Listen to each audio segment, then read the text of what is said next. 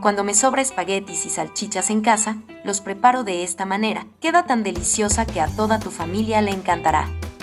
Comenzaré esta receta agregando un chorrito de aceite en una sartén. Cuando el aceite esté bien caliente, agregaré una cebolla cortada en trozos medianos. También agregaré una cucharada de ajo machacado y la sofreiré muy bien durante unos minutos. Mientras tanto, me gustaría saber de qué país o ciudad nos miras para poder agradecerte por ver nuestras recetas. Y ya en este punto, agregaré un tomate cortado en trozos medianos. Agregaré una taza de caldo de pollo y la removeré muy bien durante unos segundos. Chicos, esta receta que estamos haciendo el día de hoy es una receta súper fácil de preparar y queda increíblemente deliciosa. Prepáralo en casa. Estoy muy segura que a todos les encantará el resultado.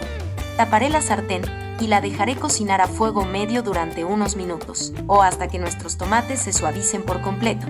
Y ya en este punto, la retiraremos de la estufa y la dejaremos enfriar por unos minutos. Y ya enfriado, la agregaremos en una licuadora. También agregaremos una taza de crema de leche.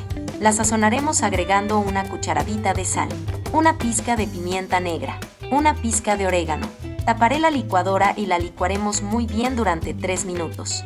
Mientras tanto, me gustaría saber de qué país o ciudad miras nuestras recetas para poder enviarte un saludo especial en la próxima receta.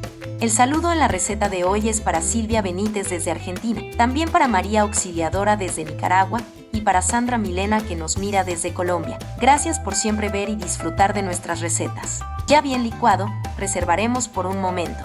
En una olla mediana agregaré 2 litros de agua, una hojita de laurel, un diente de ajo y la dejaremos hervir.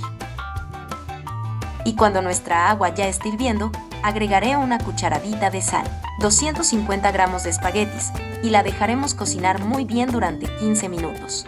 Moveré constantemente.